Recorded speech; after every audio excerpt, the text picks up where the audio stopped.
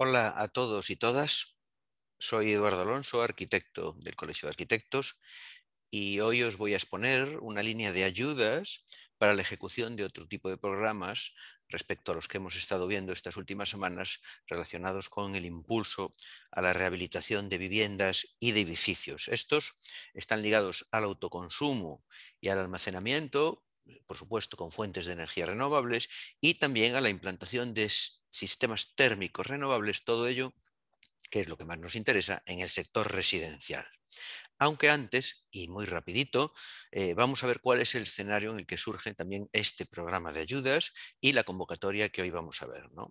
La crisis económica, social y sanitaria provocada por la COVID-19 ha exigido una respuesta común a escala europea, que ha supuesto la puesta en marcha de un fondo de recuperación y resiliencia para contribuir precisamente a esa reconstrucción de las economías europeas en un escenario, creemos ya, post-pandemia. El plan de recuperación para Europa de los fondos Next Generation está permitiendo a España movilizar un volumen sin precedentes de inversión a través del plan de recuperación, transformación y resiliencia españoles para la modernización de nuestra economía.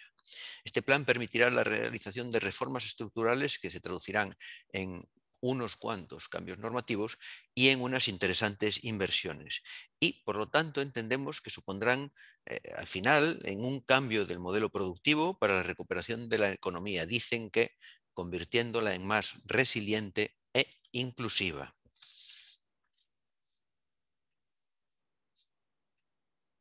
Bien, este plan tiene entre sus objetivos que España apueste por la descarbonización, invirtiendo en infraestructuras verdes de manera que pasemos de las energías fósiles a un sistema energético limpio, siendo esta transición ecológica uno de sus 4 ejes transversales básicos. Además, las prioridades de este plan están completamente alineadas con las 7 iniciativas bandera europea que tenéis en esta diapositiva, entre las que destaca, por ejemplo, el apoyo a la electrificación, la integración de las energías renovables, el almacenamiento energético y el hidrógeno renovable. Por una parte, la Directiva de la Unión Europea 2018/2001, relativa al fomento de uso de energía procedente de fuentes renovables, estableció esa cuota en al menos el 32% de consumo final bruto de energía para toda la Unión Europea en el marco a tiempo visto del año 2030. Y por nuestra parte, el Plan Nacional Integrado de Energía y Clima, PNIEC 2021-2030, incluye entre sus objetivos energéticos lograr en 2030 precisamente una presencia de las renovables sobre el uso final de energía de un 42%, donde la producción de energía eléctrica a partir de las renovables, de las fuentes de energía renovables, deberá representar casi un 75%.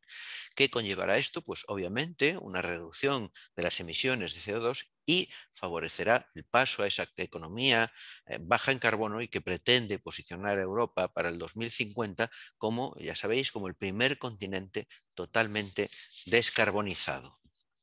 Por otra parte, en España el consumo de energía final para usos térmicos supone alrededor del 33% del total y el consumo de energías renovables en cuestión de climatización está situado casi en un 19%. Esto en mediciones de 2019, bastante recientes.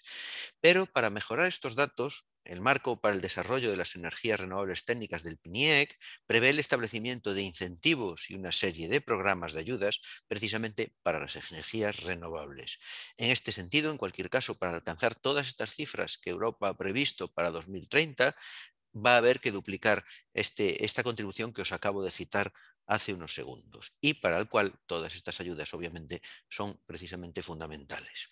A mayores, a corto plazo, y esto es muy importante, el impulso de estos sistemas reducirá los costes energéticos de los consumidores, sobre todo en el sector doméstico, contribuyendo de manera significativa, obviamente, a la lucha contra la pobreza energética, una lacra de este nuevo siglo, y a la mejora de la economía, entonces, de todos los ciudadanos. Pues bien, dentro de las 10 políticas palanca que contempla este Plan de Recuperación, Transformación y Resiliencia, 2 de sus 30 líneas de acción son el componente 7 de despliegue e integración de energías renovables y el componente 8 de infraestructuras eléctricas, promoción de redes inteligentes y despliegue de la flexibilidad y almacenamiento, que desarrollan y anticipan la implementación de estas medidas que hemos estado citando del PNIEC 2021-2030.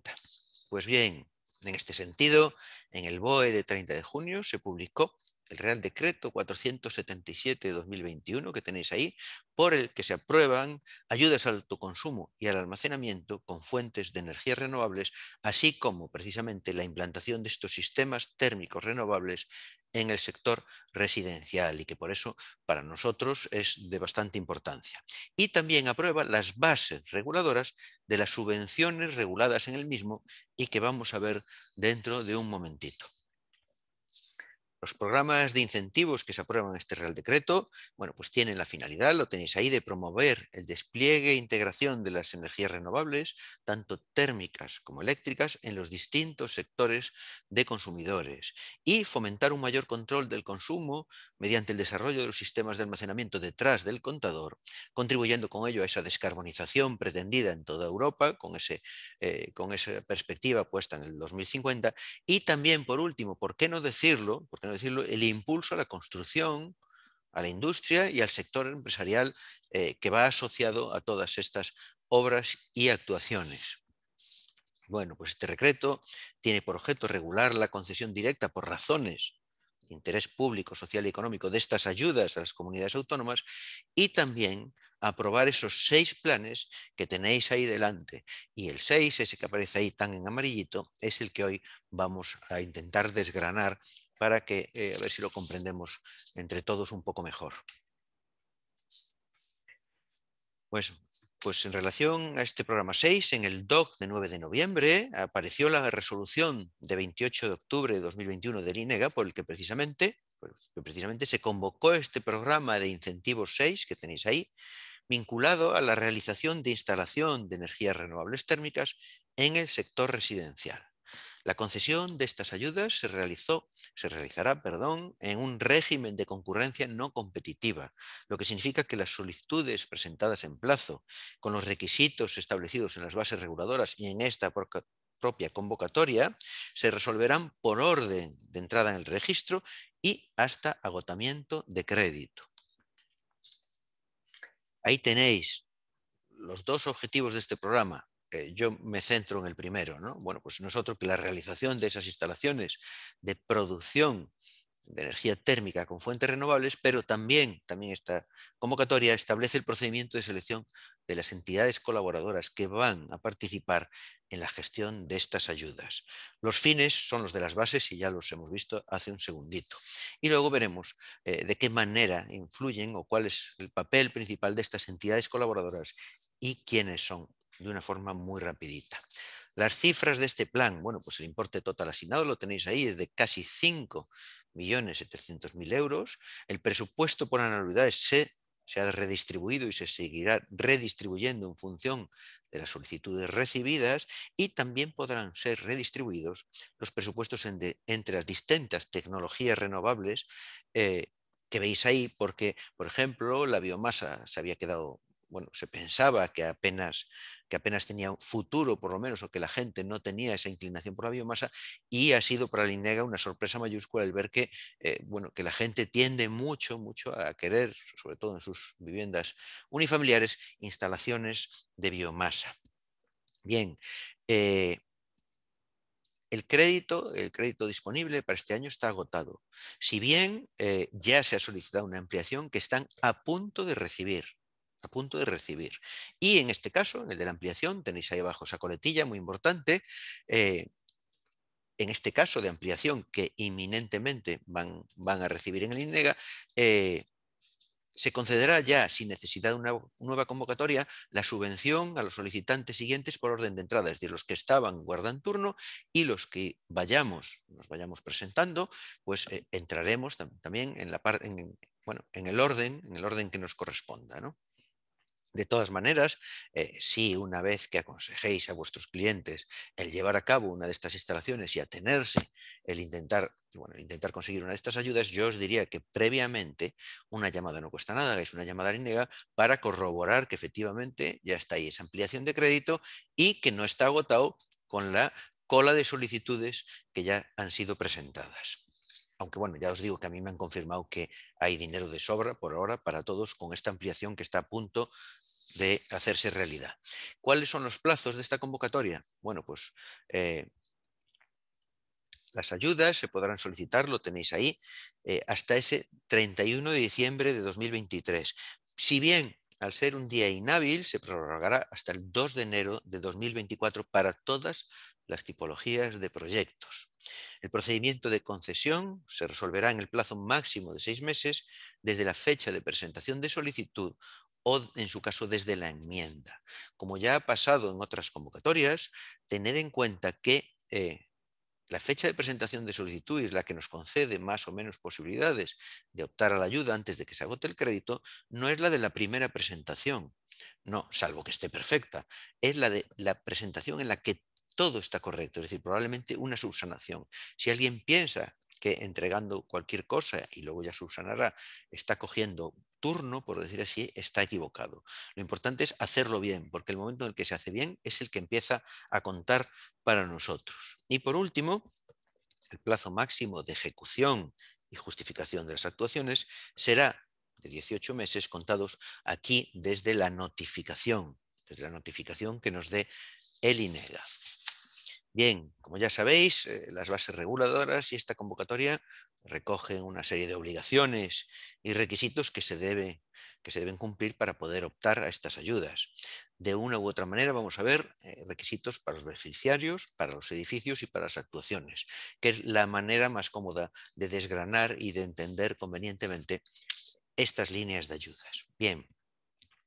¿Quiénes pueden ser beneficiarios? Lo tenéis ahí. Bueno, pues personas físicas que no realicen ninguna actividad económica por la que ofrezcan bienes y o servicios en el mercado, personas físicas que sí realicen estas actividades económicas, comunidades de propietarios, entidades locales y del sector público institucional relacionados con cualquier administración pública del Estado y por último tenéis ahí entidades u organizaciones públicas o privadas sin ánimo de lucro o sí, en este caso ya personas jurídicas que tampoco realicen ninguna actividad económica, con una condición clara, que acrediten la puesta de viviendas sociales a disposición de colectivos vulnerables. Este programa, como podéis ver, está dirigido principalmente a quienes no realicen ninguna actividad económica, aunque sí incluye a esas personas físicas que se realizan para tener dentro de los beneficiarios, en este caso, a los autónomos. A nosotros, en nuestro quehacer diario, la información es poder, a quien podemos estar asesorando probablemente va a ser a nuestros clientes, que sobre todo pues van a ser propietarios de viviendas y comunidades de propietarios. Obligaciones de los beneficiarios, bueno, pues las tenéis ahí, ¿no? Someterse a las actuaciones de comprobación y control financiero de los órganos competentes de la Administración gallega, justificar ante el INEGA que se cumple con los requisitos o condiciones que determinaron la concesión de la ayuda, presentar ante el INEGA las otras dos ofertas cuando el coste de la actuación sea mayor de 15.000 euros, porque con la solicitud ya hay que entregar una, pero sí, ya digo, cuando la obra, su coste es mayor de 15.000 euros, hacen falta dos más. Realizar el pago de las facturas, así como su justificación, antes de la fecha en que la tengamos que presentar en el INEGA, es decir, no vale presentar justificantes sin que se hayan realizado los mismos pagos, renunciar a la subvención en los casos en los que no se pueda ejecutar el proyecto, mantener un sistema de contabilidad separado o un código contable adecuado que facilite una pista de auditoría para el control de todas las finanzas, por supuesto, comunicar al INEGA directamente la modificación de cualquiera de las circunstancias que fundamentaron la concesión de esta subvención, proceder al reintegro de los fondos percibidos, si es el caso, y luego veremos en qué caso se puede dar, pues toda referencia a las actuaciones subvencionadas, sea en publicaciones, en páginas web, en prensa o donde fuere, debe cumplir con los requisitos que figuran en el manual de imagen de este programa. En la publicidad del mismo, respecto a la financiación, se debe informar sobre el apoyo obtenido y, por supuesto, cualquier otra obligación que esté recogida en las bases reguladoras. Aparece ahí separada una última obligación de los beneficiarios porque es muy reciente, es de una modificación de hace apenas un mes y medio, y dice: los destinatarios últimos deberán mantener la propiedad de las instalaciones durante al menos 5 años, que parece algo bastante lógico. Edificios, ¿de qué estamos hablando? ¿Qué es eso del sector residencial? Bueno, pues estas ayudas valen tanto para viviendas unifamiliares de todos los tipos, aisladas, adosadas, pareadas o como queramos, viviendas de edificios de viviendas y, ¿por qué no?, también están incluidos los edificios de viviendas porque puede darse el caso de que estemos hablando de instalaciones comunes. Requisitos, pues lo cierto es que en este caso casi habría que hablar de que no hay requisitos, ¿no? Es de aplicación a viviendas y edificios tanto de nueva construcción como a todo tipo de intervenciones en edificios existentes, a rehabilitaciones, reformas, ampliaciones o lo que fuera, ¿no? ¿Qué pasa? Ojito, que si estamos hablando de nueva construcción, hay 18 meses de plazo máximo para ejecutar y justificar. Y en el momento en que justifiquemos, la actuación debe estar completamente finalizada. Entonces, en obra nueva, dependiendo de qué obra nueva estemos hablando, ojo, ojo con los plazos. A lo mejor no encaja tan fácil como en una reforma de vivienda. Actuaciones. A ver, ¿de qué estamos hablando realmente? Ahí las tenéis. Bueno, pues las actuaciones subvencionables son instalaciones de producción de energía eléctrica con fuentes renovables, por supuesto, para climatización y o agua caliente sanitaria en viviendas como las que acabamos de ver. ¿Qué incluyen? Las tenéis ahí: solar térmica, biomasa, geotermia, hidrotermia, aerotermia, exceptuando las tecnologías aire-aire. En este caso, las bases reguladoras ya no lo recogen, pero es obvio que quedan excluidas todos aquellos generadores que utilicen como combustible uno de origen fósil. Requisitos de las actuaciones. Bueno, pues el primero, solo se puede realizar una única solicitud por cada instalación. Segundo, deben estar iniciadas con posterioridad a la fecha de publicación en el BOE de este Real Decreto 477 que hace de base reguladora de esta convocatoria, ¿no? Se debe cumplir con el principio de no causar un daño significativo al medio ambiente, como todas las de rehabilitación, el do not significant harm, y, bueno, tenerlo en cuenta. Recordad que hay que revalorizar ese 70% de residuos no peligrosos de todo aquello que se genere en la obra. Luego veremos especialmente a qué partes de la obra atañe, ¿no? Por supuesto, contar con un sistema de monitorización de la energía eléctrica, bueno, con unas características, eléctrica o térmica, con unas características que recogen las bases, excepto en el caso de la biomasa, que tienen otros requisitos que vamos a ver ahora. Cumplir con el RITE y con toda la normativa que le sea de aplicación, y en el caso de bombas de calor accionadas eléctricamente, el SPF debe ser mayor o igual de 2,5. Para las instalaciones de biomasa hay, pues, unos requisitos un poco más específicos. Deben lograr una reducción de las emisiones de gases de efecto invernadero mayor o igual del 80%. En el caso de calderas o aparatos de calefacción de menos de 1 megavatio, ahí tenéis, pues hay que presentar una acreditación del fabricante conforme se cumple con requisitos de eficiencia energética y emisiones, y el beneficiario debe llevar un registro documental que permita acreditar que el combustible que está usando cumple con la clase A1.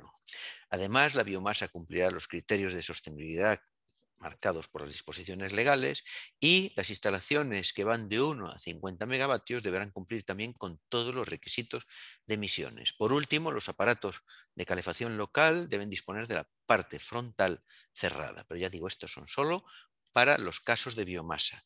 Muy interesante un detallito respecto a la biomasa, y es que se permite, también subvencionarán actuaciones que usen equipos alimentados con leña de madera siempre que cumplan la clase M20 y no se realicen en municipios de más de 50.000 habitantes ni en capitales de provincia. En esos casos, la leña de madera se puede usar en actuaciones subvencionables de biomasa.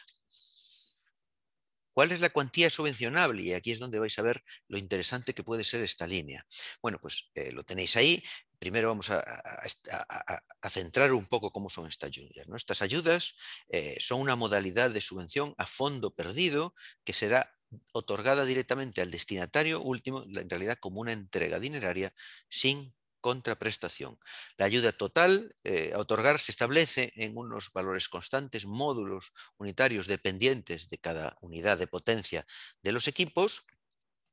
Y ahí tenéis, hay dos módulos, el de generación y el complementario, y ambos, pues por supuesto, se deben multiplicar por la potencia instalada. Ahí tenéis los dos cuadritos, el de las actuaciones de generación y el de las actuaciones complementarias. Pues veis que hay un módulo y un valor máximo de vivienda para cada tipo de instalación, y luego pasa lo mismo con cada tipo de actuación complementaria, bien sea un suelo radiante o bien sea radiadores de baja temperatura. E incluso tenemos una ayuda para el desmantelamiento de las instalaciones existentes. Vamos a ver un pequeño ejemplito que me pasó a mí hace poco en la reforma de un piso aquí en el casco histórico de Ferrol, un piso, un edificio de viviendas en donde se pone una calefacción y un agua caliente sanitaria con suelo radiante en esa vivienda, y la potencia del aparato de aerotermia es de 9 kilovatios. Bueno, vamos a primero a operar el módulo de generación y luego el complementario, porque tenemos que tener en cuenta los límites por vivienda de cada uno. Bueno, pues módulo de generación, y voy a volver para atrás, instalaciones térmicas, aquí, perdón, aerotérmicas, aquí está, 500 por kilovatio con un límite de 3.000. Bueno, pues aquí tenemos, perdón, dije sí, 500, correcto. 500 por eso 9 nos da 4.500 euros con ese límite de 3.000. Y el módulo complementario, que también pudimos ver en la tabla de hace un segundito, aquí para suelo radiante, en esta primera línea de la tabla de abajo, son 600 euros por kilovatio con un límite de 3.600. Esto nos arroja un valor de 5.400, pero nos tenemos que ir al límite de 3.600 por vivienda. Así que sumados esas dos cifras, la ayuda es de 6.600 euros. Primero, dos detallitos a recordar. A, tener en cuenta siempre los límites por vivienda, tanto para el módulo generación para el complementario. Segundo, la ayuda total a otorgar esos 6.600 euros nunca podrá superar el coste elegible total. Es decir, nunca podemos estar, por decirlo así, ganando dinero con esta línea de ayudas. Y lo que más me interesa mostraros hoy, de cara a que vosotros podáis informar bien a vuestros clientes, es que este tipo de actuaciones son las que correspondería hacer con el programa de viviendas del otro gran grupo de programas de rehabilitación.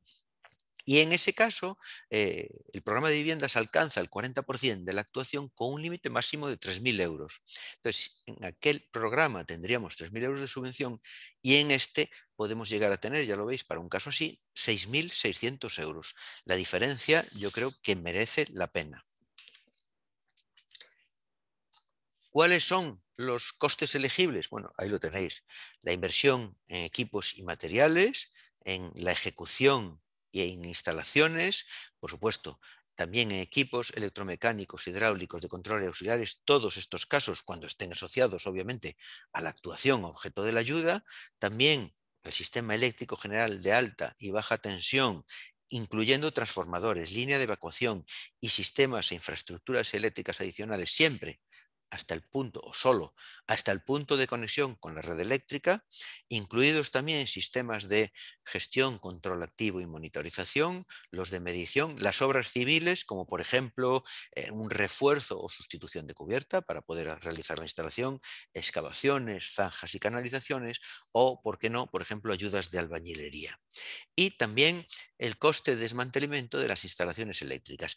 Estas dos últimas, obras civiles y costes de desmantelamiento, es a quien más afectaría el do not significant harm, el tener en cuenta ese 70% de residuos no peligrosos que tendremos que reutilizar, reciclar o revalorizar. ¿Qué más está incluido? Los costes de redacción de proyectos o memorias técnicas, la dirección facultativa, igual que la coordinación de seguridad y salud, los de gestión de solicitud de la ayuda y de la justificación, el informe de auditor y, por supuesto, todas aquellas otras partidas, debidamente justificadas como necesarias y que no estén incluidas en la relación de costes no elegibles que vamos a ver ahora mismo. Ahí los tenéis. No será coste elegible el IVA, los gastos propios, ya sean de personal, de funcionamiento o incluso gastos generales, los estudios de impacto ambiental y los costes de visado de los proyectos técnicos que fuera necesario, cualquier otro gasto de promoción que pueda incurrir el beneficiario, ningún tipo de autorizaciones, licencias, permisos, fianzas, multas, tasas, etcétera. Eso sí, cualquier gasto, también está eliminado cualquier gasto asociado a estas gestiones para la obtención de esos permisos o licencias. No, tampoco está incluido el coste de adquisición o arrendamiento de terrenos necesarios, ni los seguros que pudiera contratar el solicitante, ni la vigilancia y seguridad durante la ejecución, ni adecuaciones, remodelaciones o ejecuciones de otras líneas eléctricas diferentes a esa parte de las líneas que acabamos de citar como elegibles, la adecuación de accesos en carreteras públicas y caminos existentes hasta la instalación tampoco está incluida y también quedan fuera los costes financieros. A todo esto hay una única excepción, como ya hemos visto en otras líneas, el IVA. El IVA hay un caso en el que puede ser considerado elegible y es cuando no vaya a ser susceptible de recuperación o compensación por parte del beneficiario. En ese caso sí lo podrá incluir como coste elegible.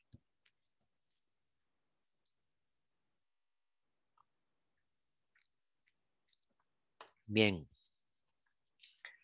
pasamos ya a una parte que se refiere más a tramitación de la ayuda, ¿no? Bueno, la presentación de solicitudes. Bueno, pues la solicitud se debe presentar a través de una entidad colaboradora, es decir, debe ser esta entidad colaboradora quien la presente, porque va a actuar en nombre y por cuenta de INEGA y va a realizar estas funciones, o sea, casi todo. La solicitud de la ayuda, el ejecutar todas esas acciones, o sea, la obra y también la justificación de la ayuda. Tenéis ahí abajo, bueno, pues ese textito que aclara quiénes pueden ser entidades colaboradoras, pero lo podemos resumir en los instaladores. Los instaladores, tanto si son empresas como autónomos, que deberán estar dados de alta en el registro que le competa dependiendo de cada programa, ¿no? Pues en este caso probablemente un registro de la Consellería de Industria. Instaladores, ya digo, empresas y autónomos deben realizar estas funciones. Pues bueno, nosotros asesoramos sobre esta línea a nuestro cliente y le tenemos también que asesorar que tiene que poner su obra en manos de un instalador o de una constructora que tenga la capacidad suficiente para solicitar la ayuda, ejecutarla y justificarla. Documentación a presentar, aunque aquí nos vamos a parar bien poco. Bueno, pues con la solicitud de ayuda, que es el anexo 3, se entrega la autorización, obviamente, para la representación y la oferta de un proveedor, suponiendo que es menor de 15.000 euros la realización de esta actuación, ¿no? A mayores hay que adjuntar toda una documentación complementaria y tenemos que ceder nuestro permiso para la comprobación de datos. Por supuesto, a mayores, y esto reza ya en las bases reguladoras, habrá que aportar cuantos datos, documentos y aclaraciones sean necesarios para la tramitación y la resolución por parte de INEGA correctamente de nuestra solicitud. Bien, dentro de la documentación complementaria va la parte técnica. En cuanto a la solicitud, lo único que hay que entregar en la parte técnica lo tenéis ahí. Es una memoria técnica que además hay que cumplimentarla sobre un modelo tipo del INEGA que tiene colgado en su web, muy sencillito. Esto es lo único que hay que presentar como técnico para la solicitud. Luego ya veremos en la justificación que, bueno, se complica un poquito más. La tramitación, pues bueno, no es diferente a cualquier otra línea de ayudas, ¿no? La solicitud es evaluada y si no reúne todos los requisitos, nos dan un plazo de 10 días hábiles para subsanar. Bueno, tras haber subsanado, ellos redactan un informe tras el cual se elaborará, disculpad, una propuesta de resolución para obtener esa subvención. El procedimiento de concesión, ya lo hemos visto antes, tiene un tope de 6 meses. Lo cierto es que el silencio sería negativo, y la resolución de la concesión comprende además la identificación del destinatario, del beneficiario, la inversión, el coste elegible y, por supuesto, la cuantía exacta dineraria de la subvención, ¿no? Si fuera denegatoria, incluirá el motivo de la denegación.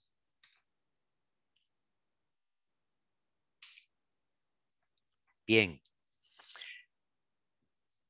Modificación de la resolución. Lo cierto es que toda alteración de las condiciones tenidas en cuenta para conceder la subvención puede dar lugar a la modificación de la resolución.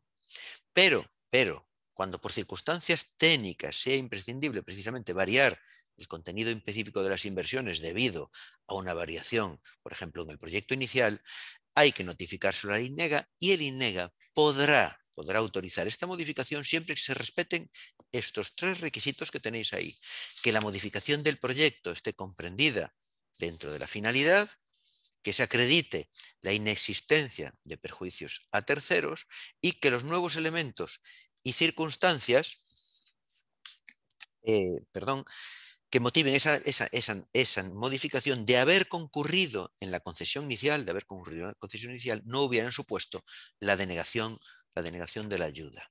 Justificación y pago. Bueno, pues hay que entregar una serie de documentación administrativa que no tiene mayor problema, y solo veis ahí el tenor de la parte técnica, ¿no? Un informe justificativo de la adecuada realización de estas actuaciones, el certificado final de obra, el certificado de la instalación térmica, y aquí sí, copia de proyecto o memoria técnica del diseño, según lo que hubiera sido necesario para la tramitación y ejecución, para la tramitación municipal y la ejecución realmente de la obra. Y luego que sepáis que, dependiendo de la potencia, para la biomasa, etcétera, pues hay a mayores que dar ciertos datos de lo realmente instalado. Puede darse el caso de incumplimientos que nos lleven al reintegro.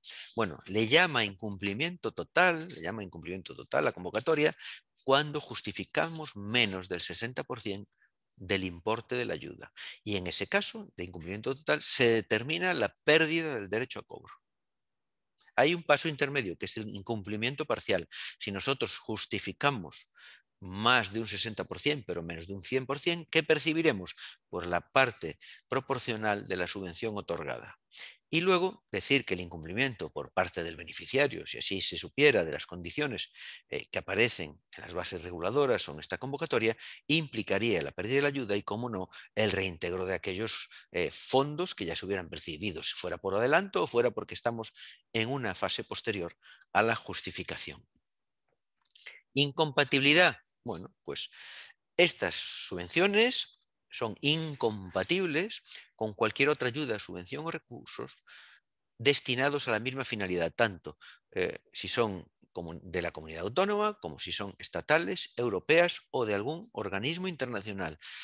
Para la misma finalidad son incompatibles. Es decir, si yo ejecuto una actuación de 20.000 euros y aquí me dan 6.500, yo, para esa parte aún de margen que tengo hasta los 20.000, no puedo solicitar otra ayuda. Ahora bien, no es incompatible eh, que yo esté sufragando o subvencionando mediante esta ayuda mi instalación de aerotermia, y que con otra ayuda de otro plan, por ejemplo, yo intente sufragarme parte de la instalación, por ejemplo, de un sistema de SATE para aislar mi vivienda. Eso no tiene nada que ver. Ahí hay compatibilidad absoluta. La incompatibilidad es para la misma obra concreta, es decir, para estos sistemas. Bueno, y ya hemos acabado con este breve repaso, yo creo que de una línea de ayudas bastante interesante, y que a lo mejor los arquitectos tendemos menos a informar sobre ellas a nuestros clientes y más a las otras que nos ponen por delante la palabra rehabilitación y como que nos enganchan más. Y vamos a acabar, bueno, pues volviendo a citar una serie de utilidades que el colegio pone a vuestra disposición y que esperamos que os acompañen y os ayuden durante todos los procesos, ¿no? El primero ya lo conocéis, es o creemos que ya lo conocéis la mayoría, es la web de la Oficina de Apoyo a la Rehabilitación. Tenéis un clic ahí en la portada de la web del COAG, en donde bueno, pues podéis encontrar los enlaces más interesantes, unas FAQ que están muy bien y, por supuesto, esos servicios, esos cuadraditos de servicios que contienen toda la información. Es importante, sobre todo, ahora voy a citar, ahí en el cuadradito del medio, en consultas técnicas, tenéis el acceso a todos los lugares, a todos los sites en los que podéis realizar consultas. Sabéis que el colegio tiene en este momento abiertas dos líneas de asesoramiento. Eh, una sobre los programas de ayuda a la rehabilitación y otro especializado en ahorro de energía y certificación energética. Bueno, pues ahí encontraréis el enlace para iros a cualquiera de esas otras dos ayudas, así como enlaces al IGUS o al INEGA para realizar las correspondientes consultas sobre tramitación de ayudas en los que el colegio no intermedia en ningún caso. Bueno, este es un ejemplo de una consulta resuelta sobre un tema de ahorro de energía y certificación energética. Y en el primer apartado, en el primer cuadrito, en el de bases y convocatorias, tenéis este informe que es interesantísimo, que si bien no podemos, a día de hoy, sobre la vivienda hay casi 40 líneas de ayuda. No se puede, es imposible que desarrollemos todas. Vamos, eh, con toda la, con toda- vamos todo lo rápido que podemos, desarrollando las más interesantes o las que tienen más fondos, o las que vemos que más interés despiertan en todos nosotros. Pero en cualquier caso, si vuestro cliente os propone una obra y veis que no encaja en estas más rimbombantes, podéis abrir este informe, que las recoge todas, y en 5 minutos habéis visto si hay alguna línea de ayuda que encaje a la obra que os está ofreciendo, que está pretendiendo de llevar a cabo vuestro cliente. Por último, deciros que cada vez que abráis una convocatoria a través de la web del COAG, tendréis acceso directo a un clic a casi toda la información necesaria. Por ejemplo, sobre esta, aunque dentro de poco ya incluirá también la grabación de esta jornada, que como sabéis, la grabación de todas las jornadas las tenéis ahí en abierto a través de YouTube, también en esta web de la Oficina de Apoyo a la Rehabilitación, pero bueno, que a la distancia de un clic tenéis acceso al decreto con las bases reguladoras, incluso si hay modificaciones, a la resolución del IGUS o del INEGA, en donde se convocan las ayudas, a las páginas de información de estos organismos de la comunidad autónoma, incluso a las sedes electrónicas para solicitar las ayudas. Y por último, también vuelve a aparecer en estas convocatorias todas aquellas direcciones a las que se puede hacer esas consultas ya más de tramitación y que se deben de hacer siempre al organismo del que dependen las ayudas. Bueno, en este caso, como el organismo del que depende es el INEGA, os pegamos ahí en el chat a quién debéis realizar las consultas en este caso. Si solo es de utilización de líneas de ayuda, tenéis esa línea interna del COAG. Y bueno, por mi parte, yo hoy ya he finalizado. En breve, yo creo que probablemente para la semana habrá otra pequeña jornada de asesoramiento ya para las instalaciones de autoconsumo y almacenamiento de energía, también para viviendas, que creo que va a estar muy interesante. Bueno, pues no tengo más que agradecer vuestra atención, el agradeceros que habéis estado ahí y bueno, y el que paséis, disculpad, el que paséis una feliz tarde de miércoles.